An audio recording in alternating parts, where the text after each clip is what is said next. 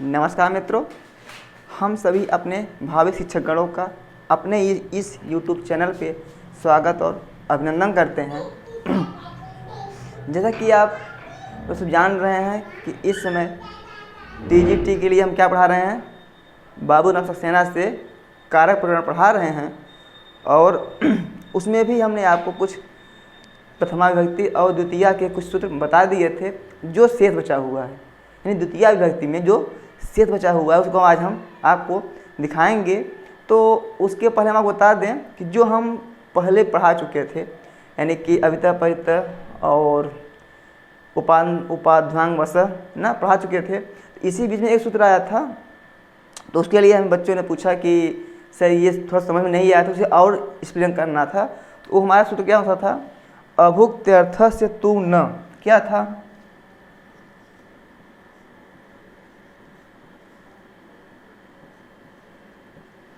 अभुक्त्यर्थस्य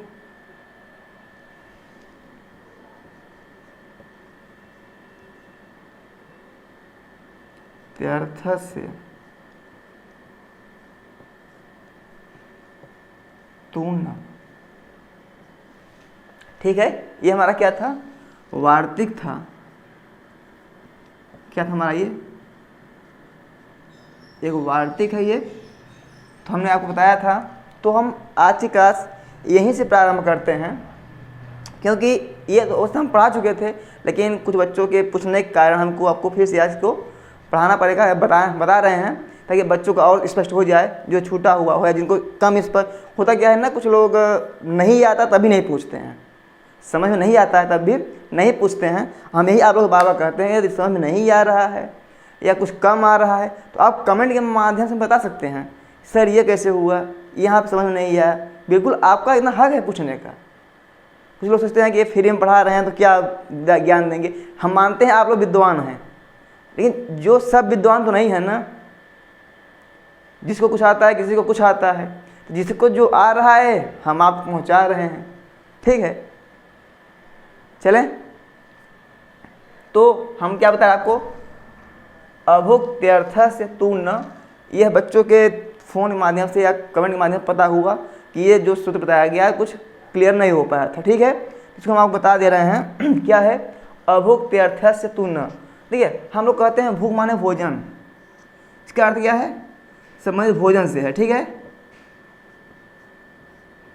भक्ष्य धातु भोजन के लिए है। और फिर क्या है, अभोजन, यानी कि भोजन ना हो। अभोजन मतलब क्या, भोजन न, यानी क्या, जब हम भोजन करते हैं तो भोजन करते हैं, और जब भोजन नहीं करते क्या कहते हैं, उपवास कर रहे हैं। बात ये हुआ ना, जब हम भोजन नहीं करते हैं क्या कहते हैं, हमारा फास्ट है, क्या है, उपवास है। तो ये बता रहे हैं कि अभुक्त्यर्थ, जब अभुत न भोजन की बात मतलब न हो, ऐसा कोई अर्थ हो तो, अर्थ से मतलब इस अर्थ के बारे में, तू माने तो न माने न हो, क्या न हो। इसके ऊपर जो सूत्र बताया गया था ये उसी का निषेध टाइप करता है। तो वो कह रहा था कि क्या था वहां पे, उपान वध्यान वस, यह क्या था, एक सूत्र था। तो यहाँ कहा कि जो वस धातु है, क्या है, जो वस धातु है, यदि वस धातु के पहले क्या आ रहा था, उपसर्ग हो, क्या हो, या तो उपसर्ग हो या क्या हो, अनु उपसर्ग हो,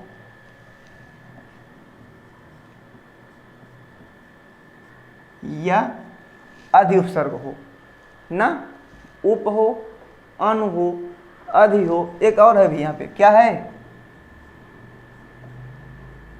या आंग उपसर्ग हो।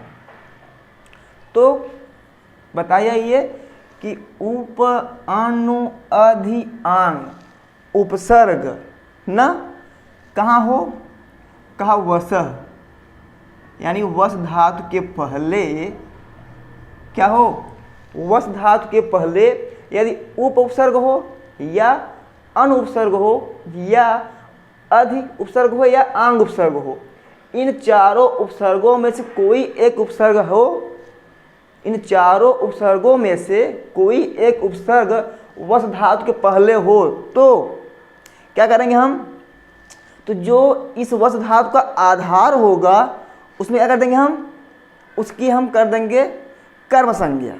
क्या कर देंगे, उसकी हम कर्म संज्ञा कर देंगे। ठीक है, तो ये जो कह रहा था कि जो इसका आधार है, जो वस धातु का आधार रहेगा उसकी हम क्या कर देंगे, कर्म संज्ञा। तो ये जो सूत्र आया, कहता है अभुक्त्यर्थ से तू न माने नहीं, न माने नहीं, क्या नहीं, तो कह रहा है कर्म नहीं करना है। क्या नहीं करना है, न मतलब नहीं, नहीं क्या, कर्म नहीं करना है। कब, कहता है अभुक्त्यर्थ, भूख माने भोजन, अब माने भोजन, भोजन न हो यानी उपवास हो, तो ऐसे अर्थ में, ऐसे अर्थों में, ऐसे अर्थों में तो न, यानी कि जब उपवास की बात की जाए, यानी भोजन की बात न की जाए। ठीक है, क्या हो, जब भोजन की बात न हो, ऐसे अर्थों की बात हो। ठीक है, मतलब इसका क्या होगा, उपवास कब न होगा, कहा जब उपवास हो, न अभुक्त्यर्थस्य माने मतलब नहीं, भूख माने भोजन यानी भोजन की बात न हो, यदि अर्थस्य ऐसे अर्थों में तू माने तो, न मीन्स नहीं, न मतलब क्या, कर्म नहीं होगा, किसका, इसके आधार का। ठीक है, ये जो बताया था उप अनु अधि आंग वस, कहा वस धातु के पूर्व उप अनु अधि आंग, इन चारों में से कोई एक उपसर्ग आ रहा हो तो, इन चारों में से कोई एक उपसर्ग आ रहा हो तो हम जो इसका आधार हो, जैसे क्या हमने भी बताया था आपको, इसका उदाहरण क्या दिया था आपको हमने, हरि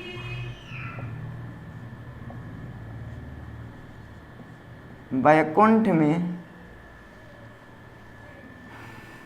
बसते हैं।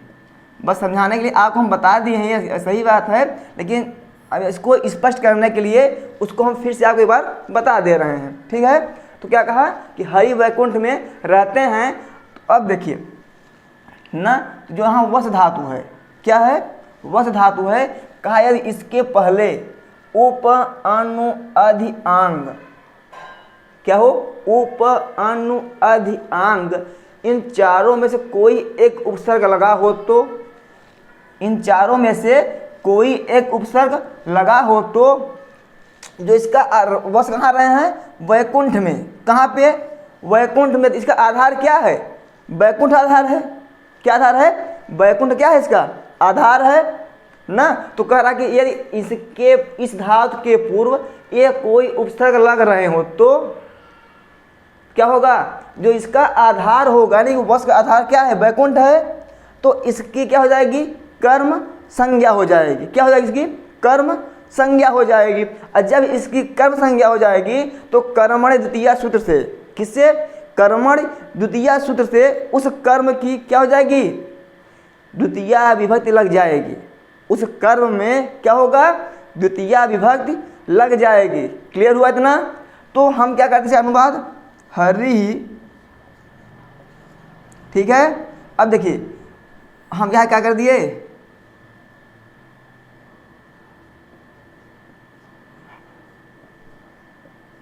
हम अनुवसति या उपवसति या आवसति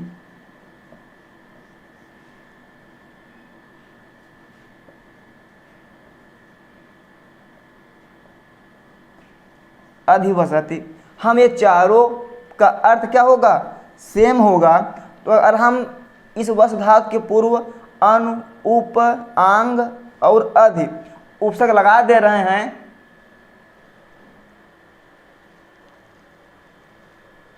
ना लगा दे रहे हैं, तो क्या हो जाएगा, इसके आधार की क्या हो जाएगी, कर्म संज्ञा। और जब इसकी आधार की कर्म हो जाएगी तो कर्मण द्वितीया से क्या लग जाएगा, द्वितीया विभक्ति लग जाएगी। तो क्या हो जाएगा यहाँ पे, वैकुंठम अनुवसति उपवसत कुछ बोल सकते हैं, ठीक है ना।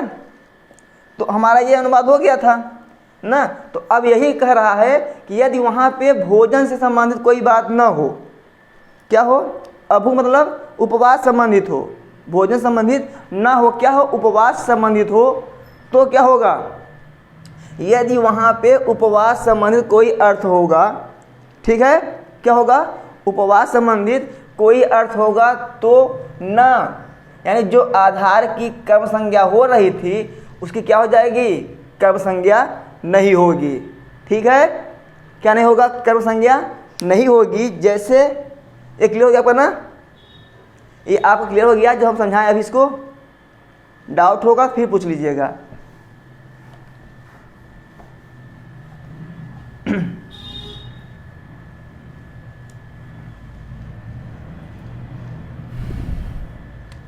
जैसे सीता वन में उपवास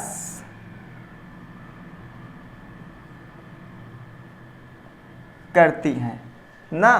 तो कहा जब क्या है, उपवास किससे संबंधित है, भोजन से संबंधित है ना, खाना नहीं खा रहे तो क्या उपवास है, अभूत्यर्थस्य है।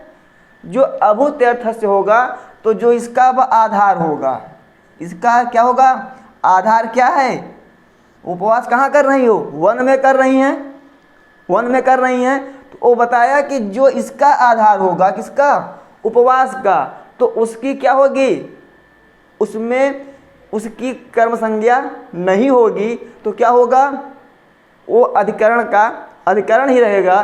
जब अधिकरण होता है तो सप्तम में अधिकरणे, किससे, सप्तम में अधिकरण कहता है कि जो अधिकरण है उसमें क्या हो, सप्तमी, क्या हो, सप्तमी हो जाएगी। तो जो वहाँ वन है तो क्या हो जाएगा इसका अनुवाद। अब जब इसका हम नहीं करेंगे, क्या नहीं करेंगे इसका हम, जब वन की हम कर्म संज्ञा नहीं करेंगे, जब वन की हम कर्म संज्ञा नहीं करेंगे तो क्या होगा, इसकी आधार संज्ञा होगी, यानी क्या, अधिकरण संज्ञा होगी। और जब अधिकरण संज्ञा होगी तो क्या हो जाएगा, सप्तमी विभक्ति लग जाएगी। तो हम इसमें क्या करेंगे, सप्तमी लगा देंगे। सीता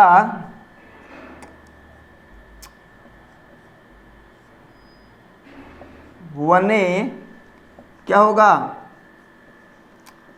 उपवसति, ठीक है। सीता वने उपवसति, अभूत्यर्थस्य कहता है जहाँ उपवास संबंधित बात हो, जहाँ पे वस धातु हो, किससे संबंधित हो, उपवास संबंधित हो।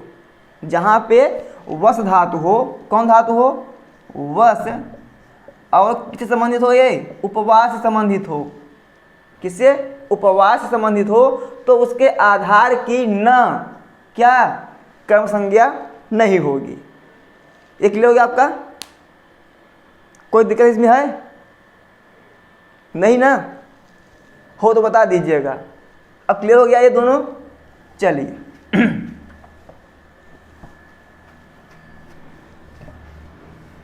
आपके हाथ में क्या है, कमेंट और लाइक है।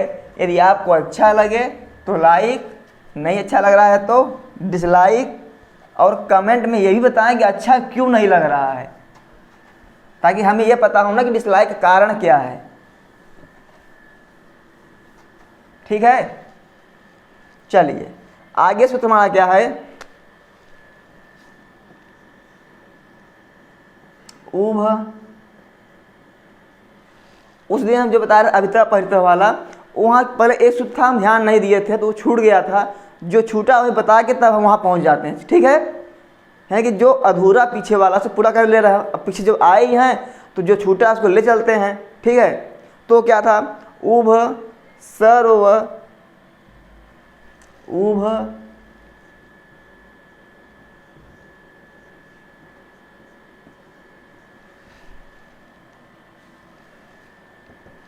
उभ सर्वतसो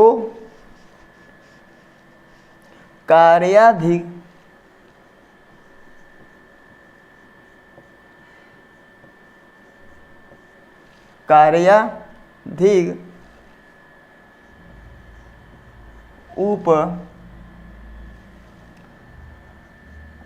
उपर्या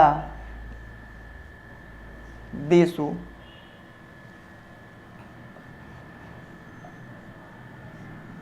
त्रिषु, यानी उभ सर्वतसो, यानी उभ हो, उभ माने क्या होता है?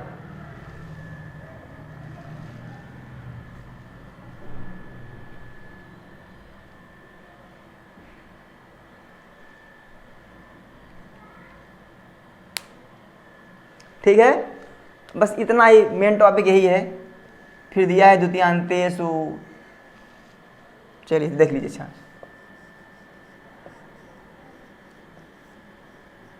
द्वितीया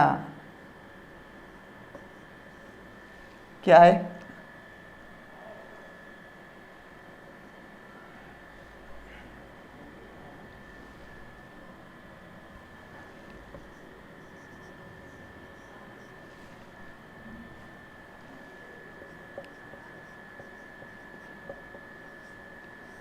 द्वितीयाम रेडितान्तेषु ततो अन्यत्र अपि दृश्यते, ततो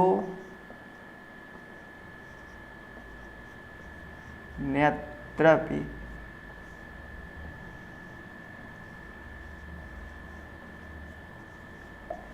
दृश्यते। देखिए क्या है इसमें, ये सूत्र है, ये बताया क्या रहा है? ऊभ ना, हम पर क्या करेंगे? जो भी हमें सूत्र आए, यदि हम उसको तोड़ मरोड़ ले रहे हैं, यदि इसको हम विच्छेद कर ले रहे हैं और उसके एक एक शब्दों का हम अर्थ जान ले रहे हैं, तो ये निश्चित आप मान लीजिए कि आप उसका अर्थ और उसका भाव जरूर समझ जाएंगे। ठीक है, तो क्या था इस पे? उभ था। उभ माने क्या होता है? दोनों।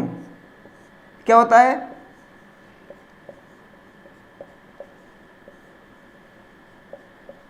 दोनों ओर। ठीक है, सर्वतः माने क्या होता है?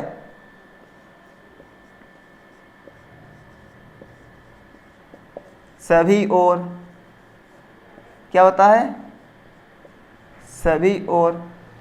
अब यहाँ लिखा है सर्वतसो ना, यानी कि उभ और सर्वतसो इनके योग में। क्या हो? इनके योग में। और क्या हो? फिर दिया है कार्या। अब देखिए कार्य हो गया, यानी कि इनके जब कार्य होगा, जब योग हो तो क्या होगा? धिक। तोड़िए, अब क्या है यहाँ पे? धिक माने क्या होता है? धिक्कार। क्या होता है? धिक्कार। फिर क्या दिया है? उपरया दिशु, यानी क्या? ऊपर ऊपर। उपरया मतलब ऊपर ऊपर, यानी क्या? ठीक ऊपर। इसका अर्थ क्या होगा? ऊपर याद इसका, ठीक ऊपर। ठीक है, क्या होगा? ठीक ऊपर। त्रिशु, नहीं अब क्या? अभी तो तीन दे दिया। क्या क्या? ऊपर ऊपर और अधो अधो। ठीक है, और अधि अधि अधि। चलिए ऐसे लिख दे रहे हैं, अभी संधि कर देंगे बाद में। अधि, ये जो त्रिश दिया इसका मतलब क्या है? ये तीनों कह रहे हैं। ठीक है, ठीक है, कहा अब जो द्वितीया, अब इसमें जो द्वितीया यानी कि ऊपर आया, अधो आया और अधि आया, जो ये दूसरा आ रहा है, इसमें क्या होगा? इसकी होगी आम्रेडित संज्ञा। जो दो हुए हैं, ऊपर ऊपर, अधो अधो, अधि अधि, इसके क्या हो रहे हैं? अब देखिए जब ये दो मिलते हैं ना, तो एक की होती है अभ्यास संज्ञा। क्या होती है? अभ्यास संज्ञा। और एक की होती है आम्रेडित संज्ञा। क्या होती है? आम्रेडित संज्ञा। ठीक है, तो कहा कि जो दूसरा है यानी ऊपर ना अधि, जो ये दूसरे वाले हैं इनकी क्या होगी, आम्रेडित संज्ञा। ठीक है, क्या होगी इसकी, आम्रेडित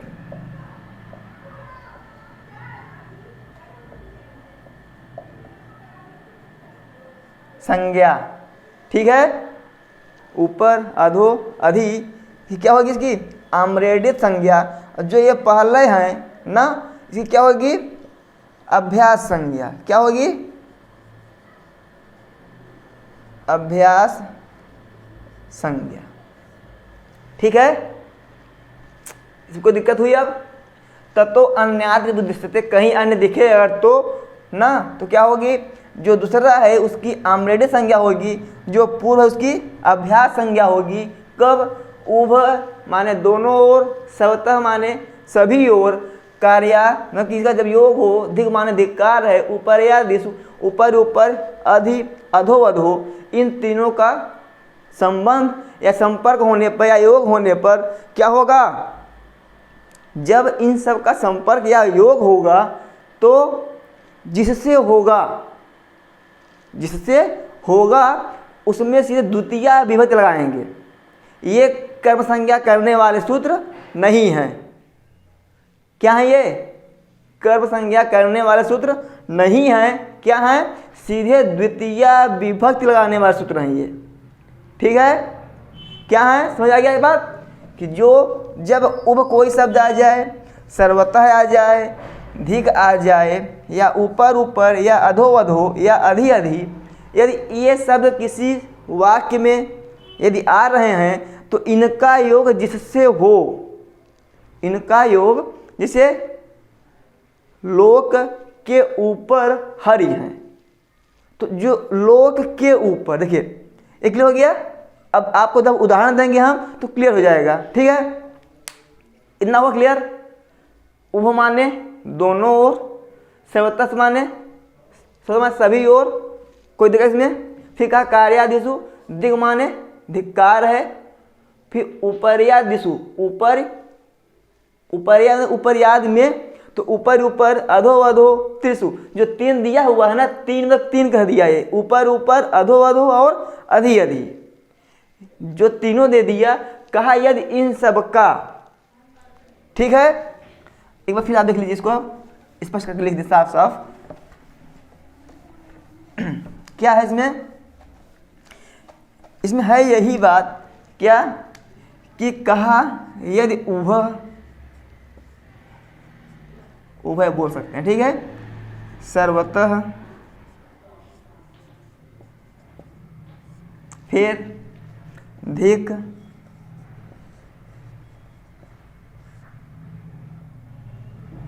ठीक है, फिर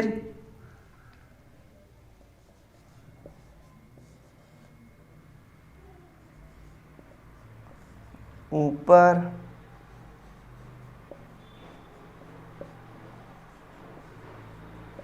अधो अधो,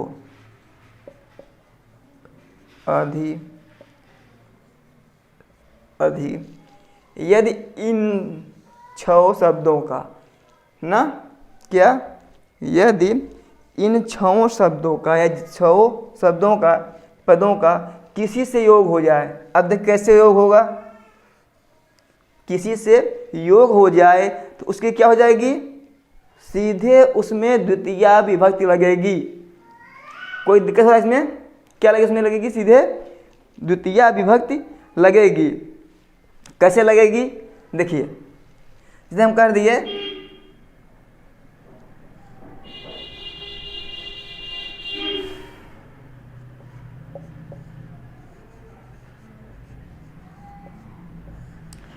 विद्यालय के, अब उभम होता क्या है, दोनों बताए थे ना अभी, इसकी अर्थ जानते रहिए क्या होता है। हिंदी में आप जान ही नहीं पाएंगे क्या होगा, दोनों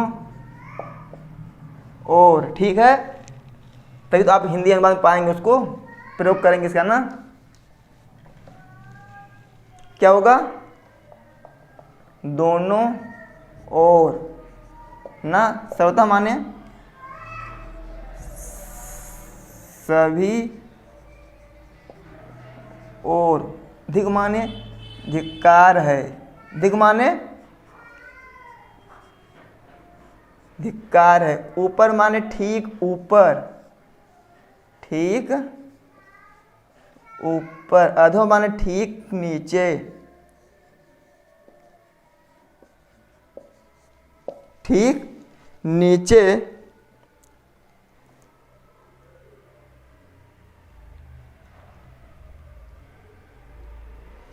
और इसका भी अर्थ यही होता है, क्या, ठीक नीचे ही, ठीक है। अब देखिए कह रहा है कि यदि इन शब्दों का हिंदी में योग हो जाए और जिससे योग हो उसमें क्या लगेगी, द्वितीया विभक्ति लगेगी। कैसे लगे हम दिखा रहे हैं आपको। कह रहा है विद्यालय के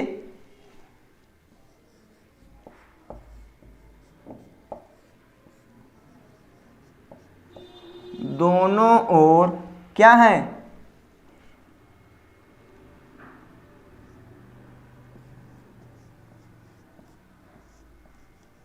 फूल हैं। क्या है, विद्यालय के दोनों ओर फूल हैं। ये कहता है कि ये जो शब्द या जो पद किसी वाक्य में आ रहे हैं तो उनका जिससे योग हो, दोनों ओर आया, इसमें आया, जो दोनों ओर आ रहा है इसका योग किससे हो रहा है, विद्यालय से हो रहा है, हो रहा है विद्यालय के दोनों ओर। किसके दोनों ओर, विद्यालय के दोनों ओर। जैसे हम आपसे बोल दें कि इस विद्यालय, इस रूम के चारों ओर क्या हैं, गलियां हैं। इस रूम के चारों ओर क्या हैं, गलियां हैं, फ्रंट में भी, बैक में भी, लेफ्ट में भी और राइट में भी, ठीक है। क्या है, हमारे गलियां हैं। तो जो ये रूम के चारों ओर हो रहा है ना, रूम के चारों ओर हो रहा है, तो जो ये रूम के चारों ओर हो रहा है तो जो रूम है इसका योग हो रहा है उससे ना। तो कहा जो ये दोनों ओर, चारों ओर से जिसका योग हो, जैसे रूम से योग हो रहा है उसका कि रूम के चारों ओर, तो रूम में क्या लग जाएगी, द्वितीया विभक्ति। क्या लगेगी, द्वितीया विभक्ति। क्यों, क्योंकि ये सूत्र कहता है कि जिससे इन शब्दों का योग हो, जिससे योग हो उसमें क्या लगेगी, द्वितीया विभक्ति लगेगी, ठीक है। तो यहाँ किसी हो रहा, विद्यालय से हो रहा था, तो कहा विद्यालय में क्या लगेगी, द्वितीया विभक्ति लगेगी। तो क्या हो जाएगा अनुवाद इसका। अब हम इसमें विद्यालय में क्या लगाएंगे, द्वितीया विभक्ति लगाएंगे। क्या हो जाएगा हमारा अनुवाद, विद्यालयम, क्या हो जाएगा, विद्यालयम। अब काहे माने दोनों ओर, तो देखिए यहाँ पे आप उभय, क्या होता है माने, दोनों ओर। तो विद्यालयम उभय,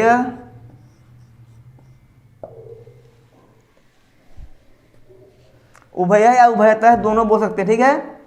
क्या होगा, उभयतः क्या होगा, फूल हैं, यानी पुष्पाणि सन्ति, ठीक है।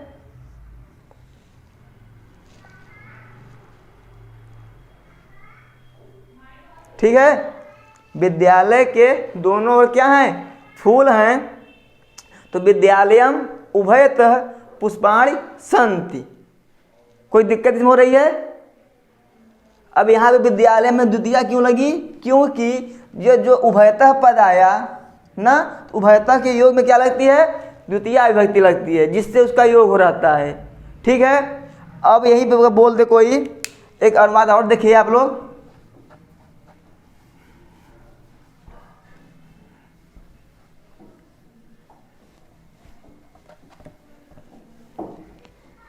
क्या, यदि कोई बोल दे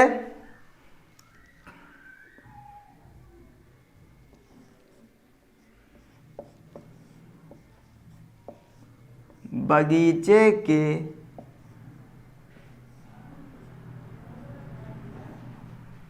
सभी ओर क्या है, मार्ग हैं।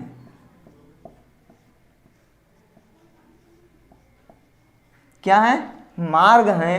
तो क्या होगा, उपवनम।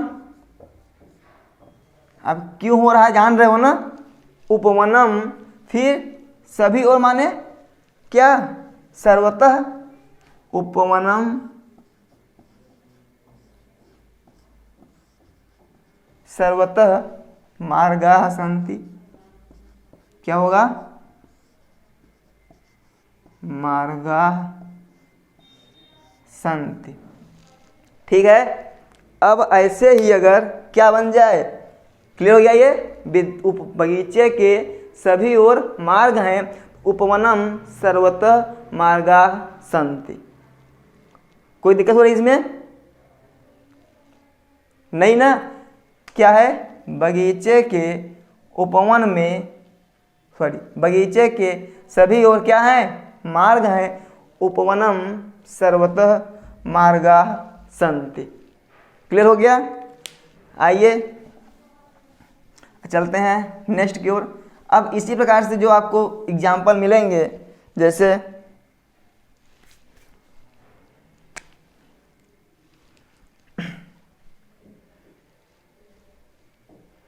हम बोल रहे हैं कि राम के अभक्त को धिक्कार है। किसको?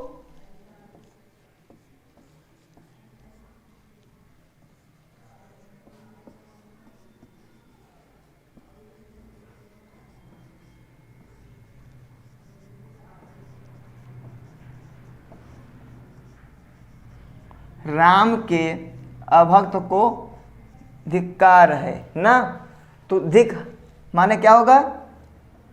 चलिए, राम के, रुको हो गया, इसके लिए क्या है? राम के अभक्त माने जो उनकी पूजा ना करे, जो उनको ना माने, ये क्या है? अभक्त मतलब तो क्या?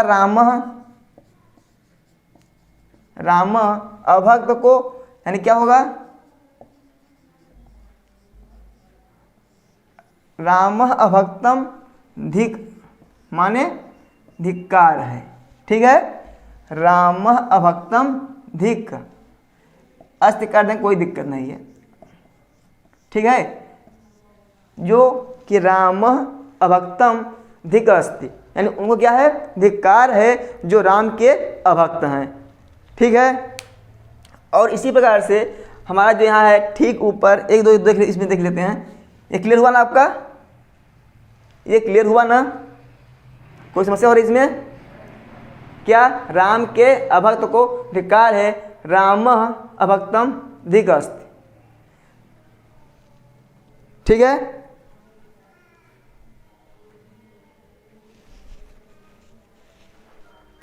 क्या है? राम अभक्तम धिक अस्ति। चले आगे।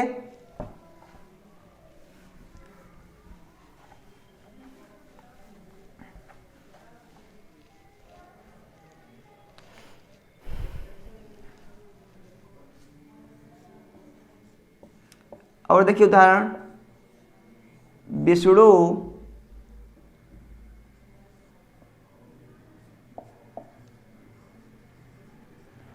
लोक के ठीक ऊपर हैं। क्या? विष्णु लोक के ठीक ऊपर हैं। ये ठीक ऊपर आया ना? हम क्या देख रहे हैं? ठीक ऊपर आया। तो ठीक ऊपर क्या संस्कृत क्या है? ऊपर ही ऊपर। क्या है? अब इसका हम संध कहते हैं, क्या हो जाएगी? ऊपर यू। अब हमें से संध करनी थी ना, कर लेंगे आप संध इसकी। ऊपर ही ऊपर संध कर लेंगे आप। चलिए, नहीं कर पाए, ऊपर ही ऊपर भी लिख सकते हैं। यदि आप संधि नहीं कर पा रहे हैं तो ऊपर ही ऊपर लिख सकते हैं। ठीक है। यहाँ पे ऊपर ऊपर ही थी, हम ध्यान नहीं दिए थे, हम ऊपर ऊपर लिख दिए, ऊपर ऊपर संस्कृत। ठीक है ना? क्या होगा? क्या करा है? अब इसका योग किससे? लोक से। किससे? लोक के ठीक ऊपर। तो कहा जिससे इसका योग होगा उसमें क्या लगेगी? जिससे इसका योग होगा उसमें क्या होगी? द्वितीया विभक्ति होगी। क्या होगी? द्वितीया विभक्ति होगी। तो लोक में क्या होगी? द्वितीया विभक्ति। पहले विष्णु कर देते हैं हम, क्या हो जाएगा? विष्णु। अब लोक में क्या होगी? द्वितीया होगी। लोकम, फिर ठीक ऊपर माने चाहे तो आप ऊपर ही ऊपर कर लीजिए, या इसकी जब संधि कर देंगे किसकी, अब र में ई है, र में ई है और यहाँ पे ऊ है, तो ये क्या हो जाएगा, यह हो जाएगा। क्यों, क्योंकि सूत्र क्या है, ई को यणच, ई के प्रत्याहार के बाद कोई अच आए तो ई क्या होता है, यह हो जाता है। अब यही हम जोड़ देंगे तो हमारा क्या बन जाएगा, ऊपर, फिर यह जो ओ है वहाँ हो गया और पर को फिर लिख दिए सेम। ऐसा नहीं, पहले क्या किया हम, ऊ प र कोला किए, र और ई को ई हुआ, ई के बाद क्या है, स्वर है, अच है कि नहीं। जब ई के बाद अच है तो हम ई के साथ क्या कर देंगे, यह कर देंगे। हमने यहाँ यह किया, फिर जोड़ दिया, क्या बने ऊपर ऊपर, चाहे हम ये लिखें चाहे ये लिखें, हमारा दोनों सही रहेगा। ठीक है, विष्णु लोक के ठीक ऊपर हैं, अनुपात क्या होगा, विष्णु लोकम, ऊपर ऊपर ऊपरी या ऊपर ऊपर, दोनों सही रहेगा। ठीक है, अब ऐसे ही आपके ये भी बन जाएंगे क्या, अधोवध और अधि अधि। ठीक है, चलें आगे। अब ऐसे आप बहुत बना सकते हैं, जितना आप इच्छा हो आपकी, विष्णु राम लखन, जितना लिखना हो आप लिख सकते हैं। ठीक है,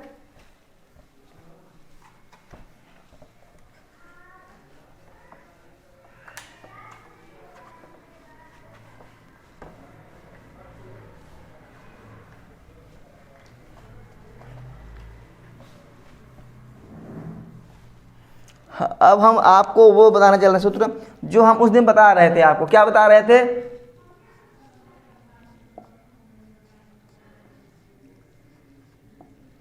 अभितः परितः समया निक्सा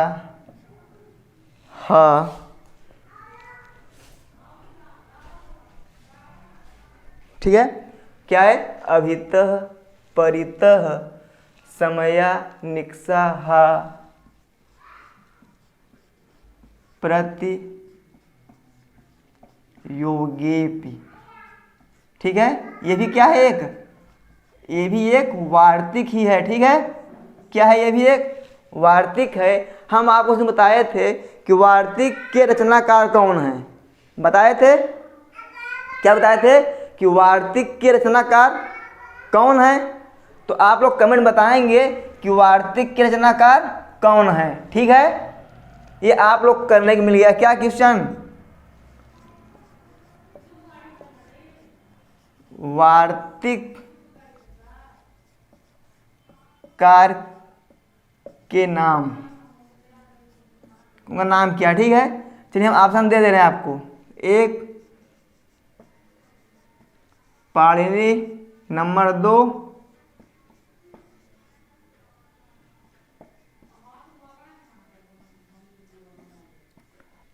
पतंजलि, ठीक है, नंबर 3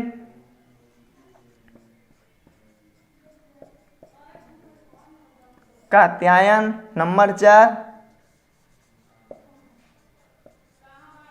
इनमें से कोई नहीं। ठीक है, ये आपका काम है कि आप इसे बताएंगे कमेंट में कि इसका सही आंसर क्या होगा, पाणिनि होंगे कि पतंजलि होंगे कि कात्यायन की इनमें से कोई नहीं। ऑप्शन ए सेकेंड, थर्ड होगा आपका, ये फोर्थ होगा। ठीक है, चलिए हम चल रहे थे कहाँ पे, हो गया नहीं आपका, आपको आंसर देना है इसका, क्योंकि यहाँ पे वार्तिक शब्द आ गया था। हम कहा पूछे आप लोग पढ़ भी रहे हैं या नहीं,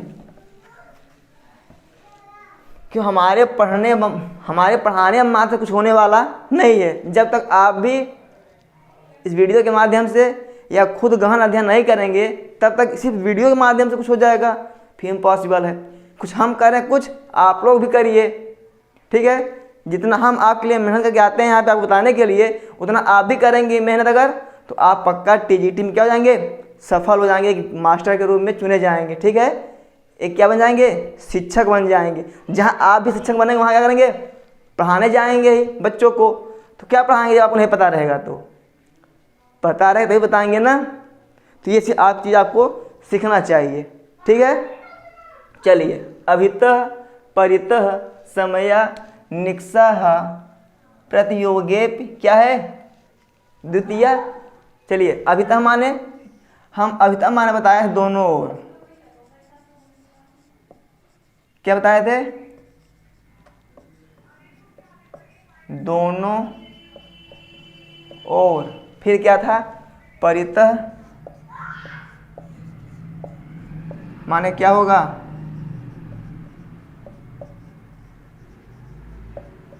चारों ओर। समया माने क्या होता है, समीप। निक्षा मीन्स क्या होता है, समीप ही होता है दोनों का अर्थ। ठीक है, हाँ मतलब धिक्कार है, जानते हैं आप क्या होगा, धिक्कार। प्रतिमा ने ज़्यादा है, कुछ पेन चलने लगी है, क्या होगा, प्रतिमा क्या होता है, और। ठीक है, योग मतलब योग होने पर, यानी अब कह रहा है कि अभितः का योग हो या परितः का योग हो, या अभी बताया था ना वो जो वहाँ पे दिया हुआ था कुछ शब्द, उभयतः, सर्वतः ना, धिक, ऊपर ही ऊपर, अधो अधो, अधि अधि दिया था। तो कहा जो वो दिया था वहाँ भी जिससे योग होगा वहाँ क्या लग रहा था, द्वितीया लग रही थी। तो वहाँ पे कुछ कम बताया गया, जो छूटा फिर यहाँ बताया गया। बोले क्या, यदि अभितः आ रहा है, ठीक है, तब भी परितः, समया, निक्षा, हा और प्रति। अभितः माने दोनों ओर, परितः माने चारों ओर, और समया माने समीप में, निक्षा माने भी समीप में, हा मीन्स क्या होगा, धिक्कार, प्रति माने और। यदि इन शब्दों का भी किसी से योग हो रहा है तो उस शब्द में क्या लगेगी, द्वितीया विभक्ति लगेगी। क्या लगेगी, द्वितीया विभक्ति लगेगी। कैसे लगेगी, जैसे कि पिछले हम लोग करते आए हैं अभ्यास, वैसे क्या करेंगे हम, इसको भी हम बताते हैं। ठीक है, ये क्लियर हुआ। अभितः माने दोनों ओर, परितः माने चारों ओर, समया माने समीप में, निक्षा मतलब समीप, हा मतलब धिक्कार, प्रति मतलब और। ठीक है, तो हम आपको इस दो के उदाहरण बता दिए थे, फिर से आप बता दे रहे हैं, एक बार देख लीजिए। ठीक है, यहाँ बताएंगे।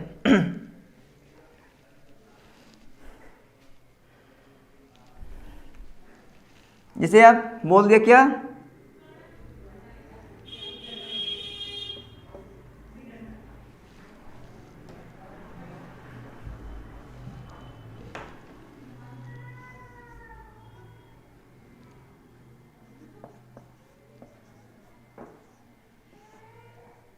बगीचे के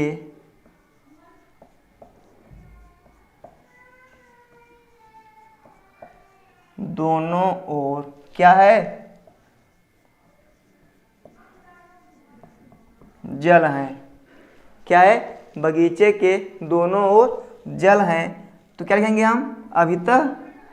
तो क्या होगा, अब देखिए जो बगीचे है, बगीचे के, तो देखने में क्या लग रहा है, का के की षष्ठी लग रहा है, लेकिन कहा यदि इससे योग हो रहा हो ना, दोनों ओर, चारों ओर, समीप, धिक्कार और, यदि इन सब से इनका क्या हो रहा है, योग हो रहा है, तो जो जिससे योग होगा उसमें क्या लगेगी, द्वितीया लगेगी ना।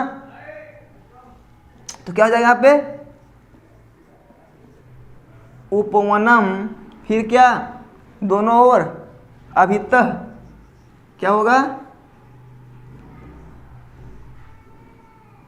अभितः क्या है, जलानि सन्ति। ठीक है, यानी बगीचे के दोनों ओर जल हैं। अब क्या है, चारों ओर। अब देखते चलते हैं ताकि जल्दी हो जाए। आप कहेंगे वही क्लास फिर से चल गए आज। परितः में क्या होगा, चारों ओर। बताइए, यही बोलते हैं कि चलिए इसी में देख लीजिए आप, बगीचे के, अब दोनों हटा दीजिए क्योंकि आप जान गए दोनों ओर का। बगीचे के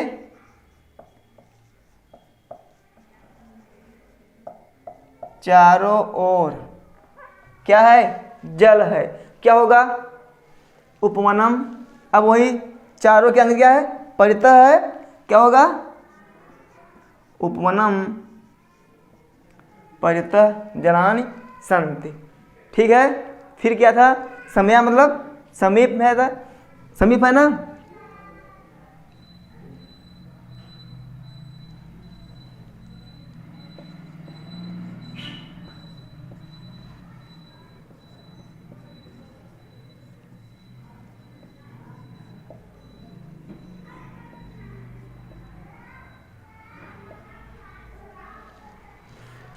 नदी गांव के समीप में है। क्या है, नदी गांव के समीप में है। समीप है। अब समया या निक्सा दोनों हम कर सकते हैं। ठीक है, क्या होगा,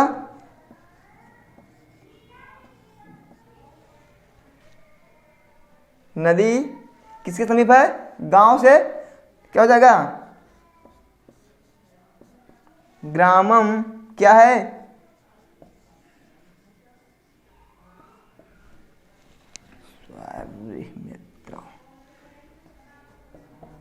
निक्सा। ठीक है, क्या है, ग्रामम निक्सा नदी। ठीक है, कोई दिक्कत इसमें। फिर क्या है आगे, निक्सा मतलब वही होगा, कोई दिक्कत नहीं, दोनों में सेम है। चलिए हम देखते हैं आगे जो उदाहरण बचे हुए अभी। क्या है, हाँ मतलब धिक्कार है ना। क्या है, मतलब धिक्कार है।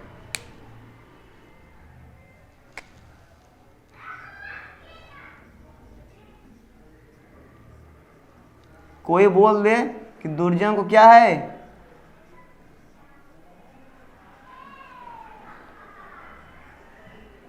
धिक्कार है, तो क्या होगा, अनुवाद क्या होगा, धिक्कार जुड़ा हुआ है वाक्य में किससे, दुर्जन से। क्या हो जाएगा, दुर्जनम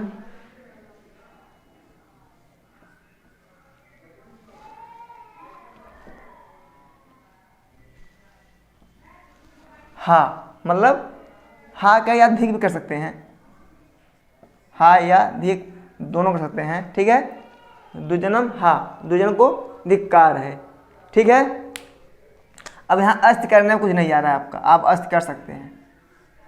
ठीक है, दुर्जनम हा धिक। फिर क्या है, प्रति। बोल दें, वह नदी की ओर न जाती है। क्या है, वह नदी की ओर जाती है। किसकी ओर, नदी की ओर। ठीक है, क्या होगा, सा, फिर नदीम, प्रति माने और, नदीम प्रति नदी की ओर जाती है। क्या होगा, गच्छति। ठीक है मित्रों, आज के लिए बस इतना ही, क्योंकि अभी आपकी और कक्षाएं चलेंगी। ठीक है, क्लियर हुआ इतना, क्लियर हो गया।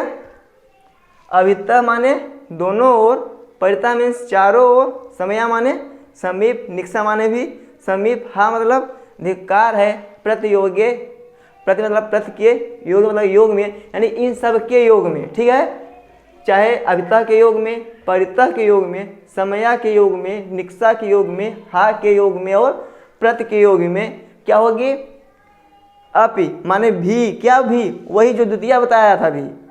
ठीक है, क्या होगी, द्वितीया होगी। ठीक है, चलिए नमस्कार दोस्तों, आज के लिए बस इतना ही। जब कल हमारा क्लास चलेगी तो क्या होगी इसके आगे से हम आपको बताएंगे। ठीक है दोस्तों, नमस्कार, शुभ संध्या आप लोगों को।